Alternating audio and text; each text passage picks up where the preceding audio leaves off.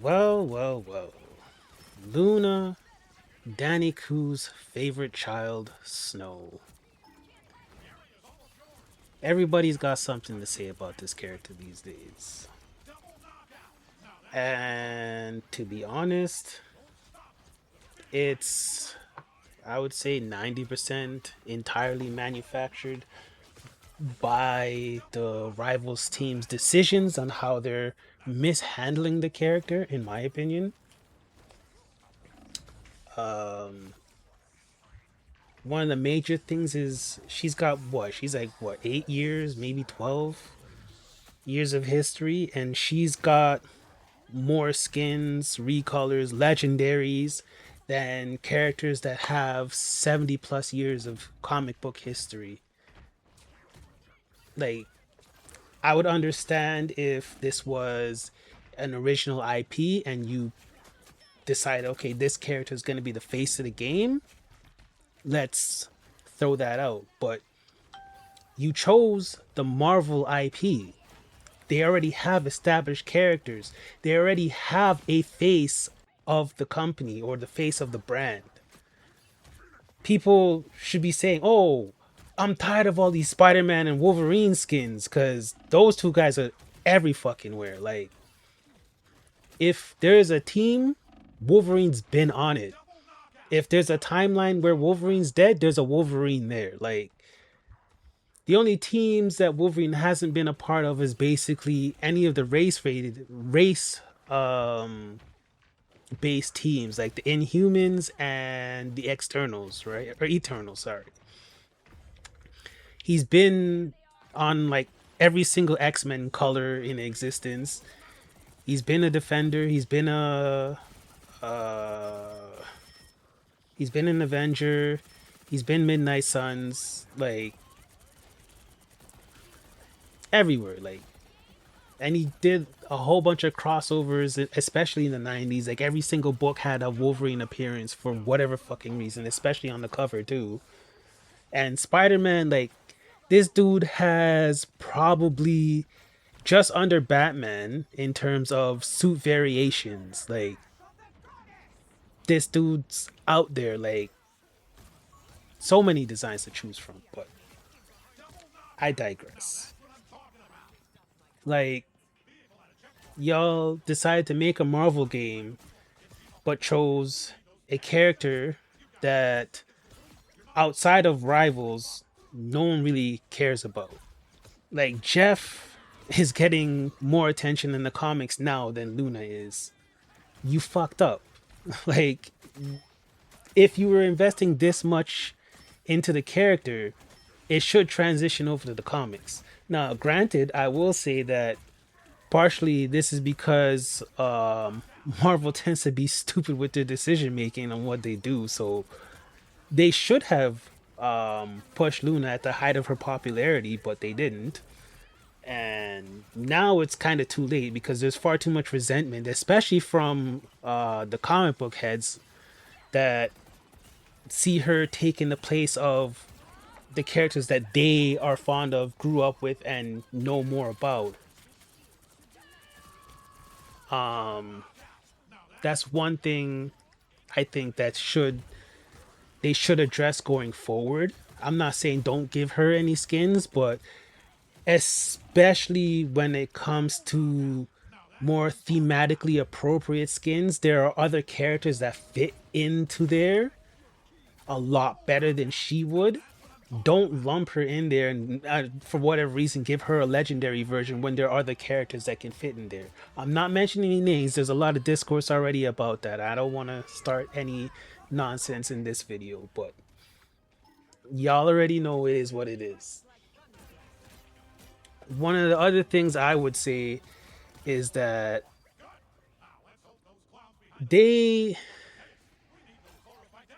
they want to hype her up, and they made her style around K-pop, but she plays the exact same as every other character in the game.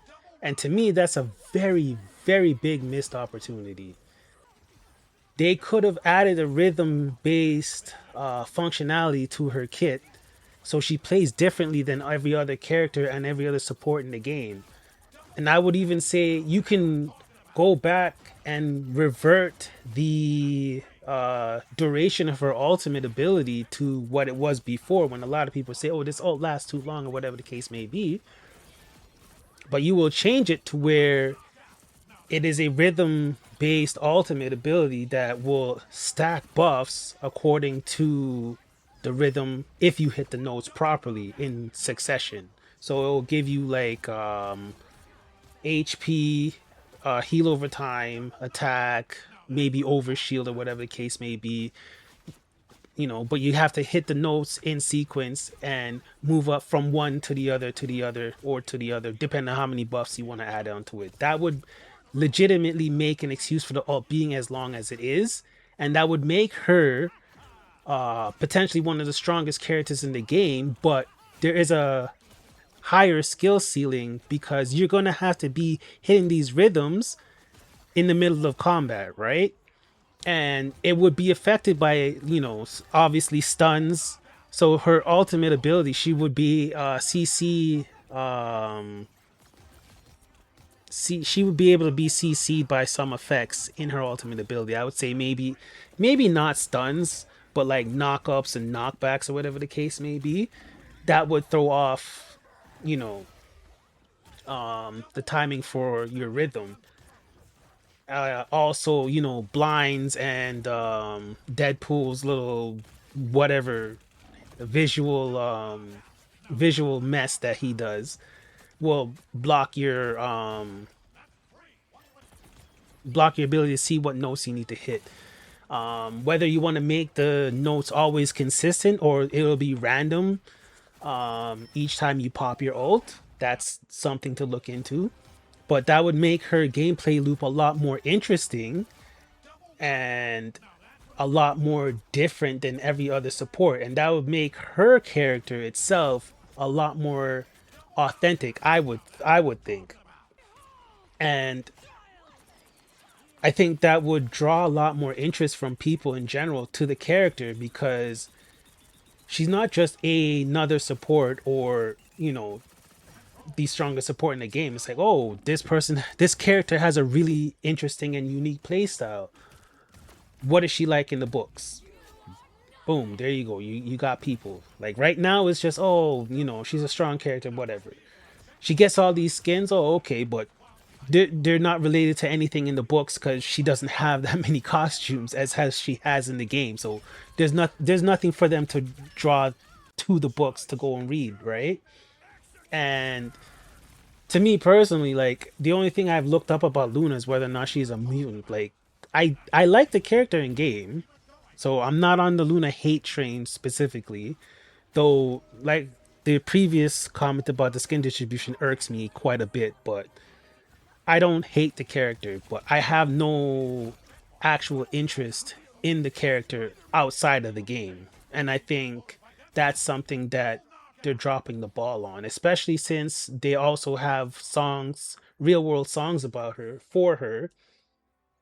I don't know if it's the actual voice actress or somebody else that's singing the song. Again, like I said, I don't have any particular interest in looking her up, so I don't actually know this. Um, but you can also take that because you have the dance floor in Times Square, where people can practice their rhythm, and you can use that as a way to, give out free molecules or whatever. Obviously, the better you do, the more molecules you get at one time. There will be a daily or weekly cap or whatever the case may be. So everybody can hit the cap. It's just some people will hit it quicker than others. Um, you can even take that a step further and say, okay, it's not just a simple rhythm game that you have. You can expand it to different difficulty levels, and you can make a weekly leaderboard or whatever the case may be, and use those metrics to track whether or not you need to balance her ultimate ability. So, um, if the ultimate is one of the strongest or the strongest support ultimate in the game, but only say like 1% of the player base is able to actually maintain and hit that, you can leave it as it is because most people aren't getting that value. But then if you notice that those numbers keep increasing, you might want to change things up and add a different layer or higher difficulty to the rhythm based interaction of her ultimate ability or skills. So that's one way to keep track of the balance without having to go crunching the numbers somewhere else. You can check to see the where the general player base is at by using that. And the incentive for people using that is they get something from it. So it's not, oh, only people who are like rhythm games or whatever the case may be will do it. If you're getting unstable molecules or credit or units or whatever the case may be, whatever you want to put as a reward, more people will do it. And if it's not, oh, you have to be at the absolute peak in order to get all the rewards, it's you know it would incentivize more people to try it. So, oh, I'm not good at rhythm games. Like me personally, I'm not. But I would do it because I know, oh, I have to do it like maybe say 10 times for the week and I will get all the rewards rather than say, oh, well, I have to get, X amount of points in order to get all the rewards. Meanwhile, I can only get like half of that consistently, which, kind of just defeats the purpose. What else?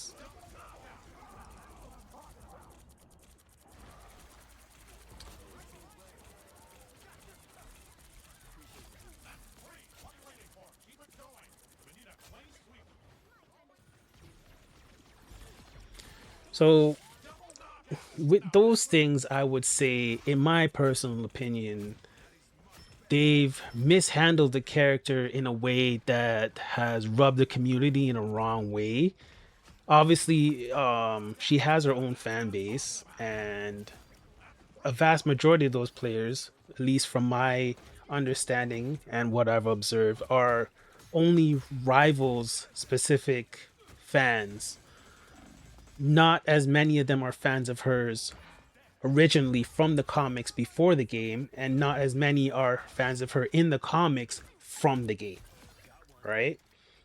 Obviously, there are some, and I've seen a few and spoken to a few, but it would be in the best interests for them to be able to convert them back and forth. So you get comic book fans behind the character, and you get game fans behind the comic. Giving her her own special or ongoing solo, you know, would be great, especially since it's a character right now that has, I would say, infinite potential for the design team because she doesn't have like all these years of history. They have a freedom to work and explore and be creative with their designs. They don't have to do reinterpretations. They can just create something fresh. And I think that's key and important, just like they have been doing with a lot of her skins now. But there's nothing behind that. They're kind of forcing it right now. Whereas if they had that momentum from the beginning, I believe it would have turned out a lot better. Like Jeff, for instance, he also has a very limited number of appearances to books, but a lot of people are fond of him because of the way his character is in the books transferred over to the game. A lot of people like that back and forth. So he's getting a special, I'm pretty sure. And that's one thing that I think Luna can benefit from. Even though Jeff is getting a lot of skins, not too many people are complaining because they either don't really care that much about the character or they like the character and they're happy to see that he's getting, all these different skins and variations or whatever the case may be. Luna kind of sticking out like a sore thumb because, again, the way that they're treating the character is just, it to me seems just really wild and off base. Like buffing her damage so she's now a support character that's better than, or she was anyways, I don't know if that's still the case now, but that was better than the top hit scan characters in the game. Like Where on the line of balancing that you did that and said, yes, this makes sense? Whereas, you could have done that rhythm based gameplay. That's something completely unique to the character that you can craft around to develop her kit and whole gameplay style. That way, she's not directly interfering with another character, especially another character outside of her role in terms of power creep, right?